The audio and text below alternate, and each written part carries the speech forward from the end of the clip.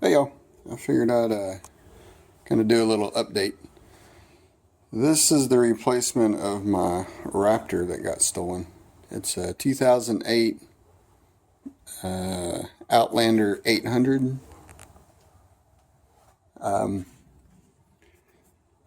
Insurance gave me enough to where I could buy this.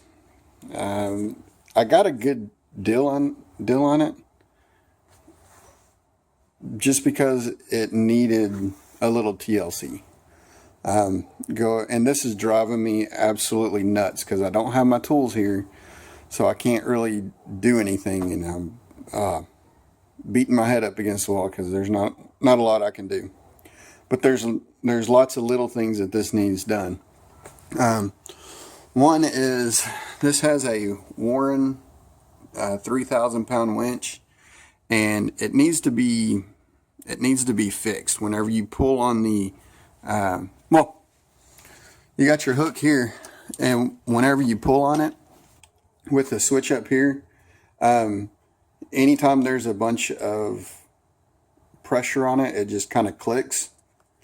And so there's something inside there that needs to be fixed. So there's that. The other thing is, you can see it's got a new CV boot, but the guy that put it on there, I guess he put it on wrong, or I don't know. So I need to redo that. It does need an oil change. The guy before me said that he replaced the front differential fluid, the rear differential fluid, CV boots. He redid the seat, which it's pretty decent. It's a real grippy kind of a seat. I do like that. One issue is if you look at the little pins, they're all sideways and stuff, so not good. Some other things.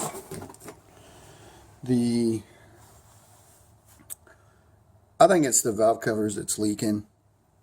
I think on both of them, and it's just kind of going down the rest of the engine to make it look worse than it might actually be. I was on Can Am forum and kind of introduced myself, and there's a guy on there that said that there's an aluminum, these are plastic valve covers, but there's aluminum valve covers. I think they're $20.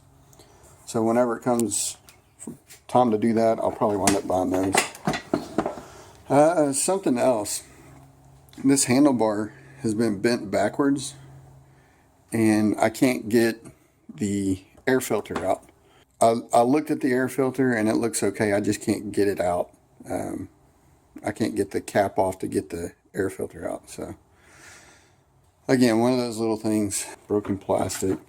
This did not have the bezel on it, so whenever I got it, this is funny. Maintenance soon.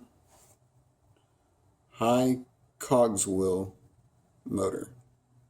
Or Cogswell motor. Again, with the guys on the Can Am forum, they said that they don't know what that is, but what they think happened is somebody reprogrammed this to say, instead of maintenance soon, like change your engine oil, they put that high Cogswell motor in or something like that. Basically to get you to take it to the dealership, which it's funny and then it's not at the same time. Whenever I bought this, I was having some reluctancy, I guess, because it did not have this bezel on here. And with this bezel, there's this button, and let's see here.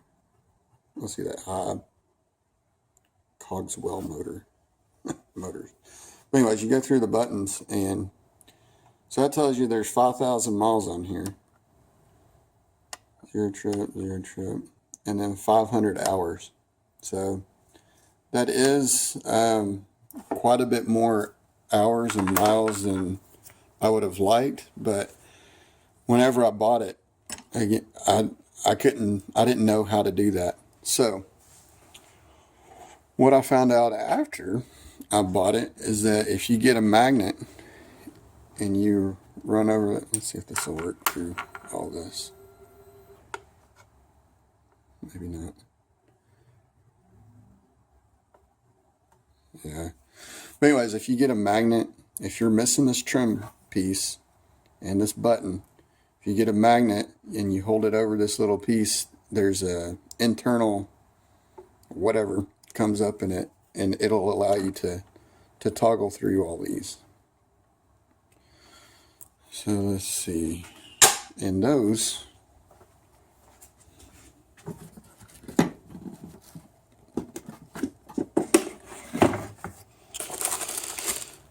so that's the, let's see here.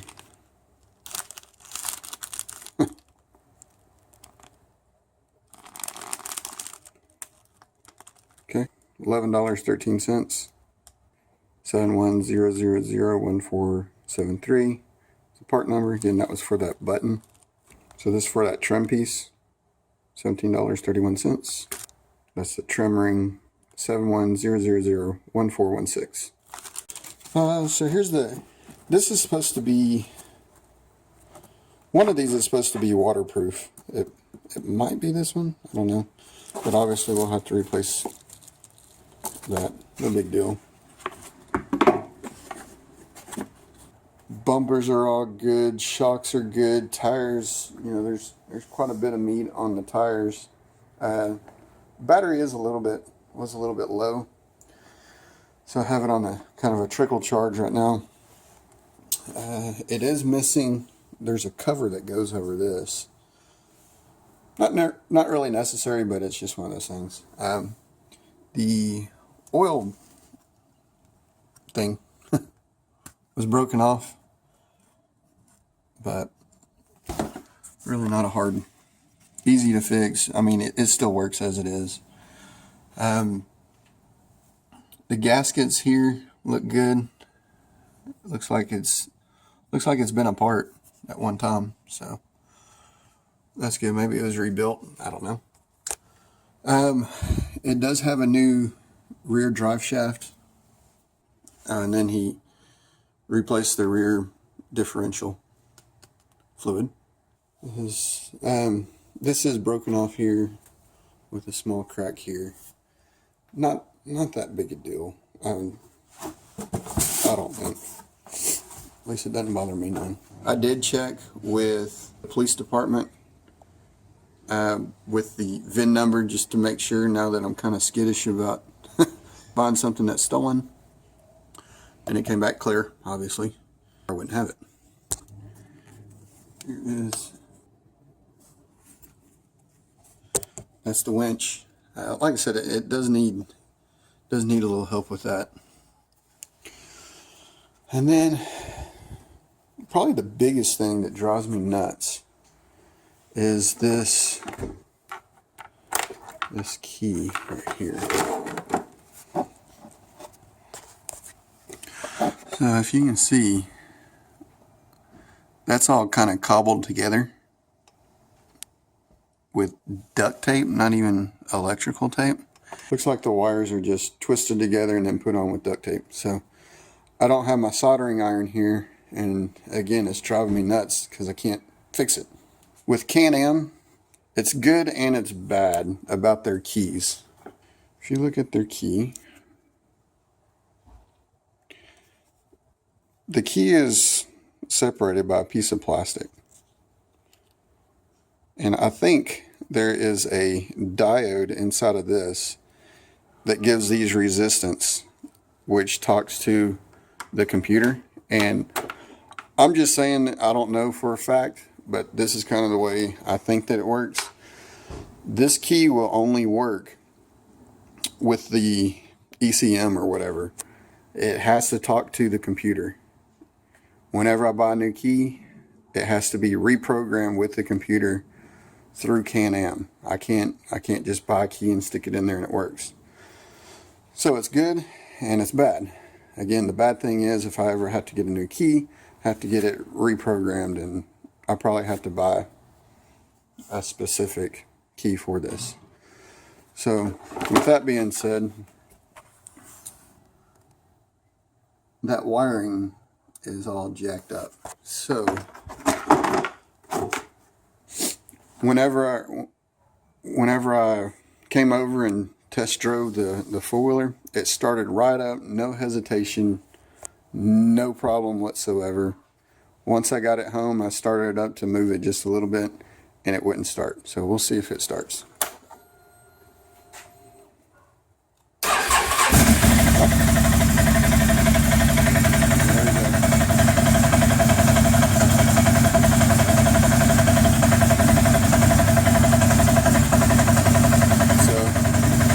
For the lights, you have your high and low. Turn it that way to turn the lights off. And that's high and low. That light is out on the low. Yeah, not that big a deal. This is EFI. So there's no choking. It's got fuel injection. So it should start right up and shouldn't have any issues, which every time I push that button, as long as it starts right up. Four-wheel drive is a push button four-wheel drive. So that's two-wheel drive, four-wheel drive. It does have the Versa lock, which from what I understand, the tires were whenever they spin at a different speed, it builds up like a hydraulic pressure inside or something like that. And eventually both front tires lock up and you can go.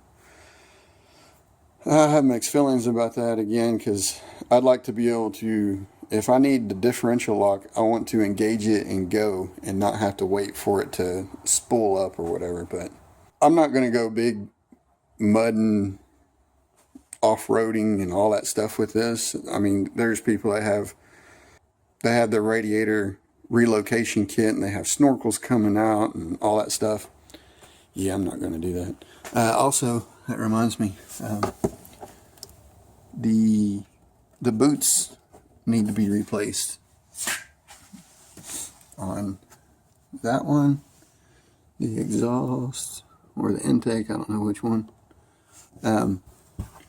I don't know what this is called, but it needs to be replaced. So yeah, that's kind of an overview of the Outlander 800. There's also a little bit of storage right up here. Let's see what we got in here. I don't remember. Coolant reservoir, brake fluid, coolant, fuses. I don't know. It's a cap for something. I don't know. I'll figure it out and put it in the little description thing or whatever. But with that, I also got a service repair manual, and I'll show you that here in just a second. This is the 2008 Outlander 800 XT. The XT just means that I think it has the extra bumpers, or the rear bumpers and the winch up front, and you also have the camo option. So, but yeah, let me show you the service manual that I got. Hang on. Just go down to the year that you have, which is the 800.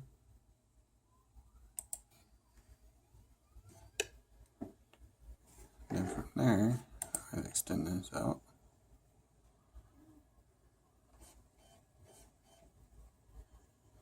Then you have the whole, you can type in whatever you're looking for. And do like a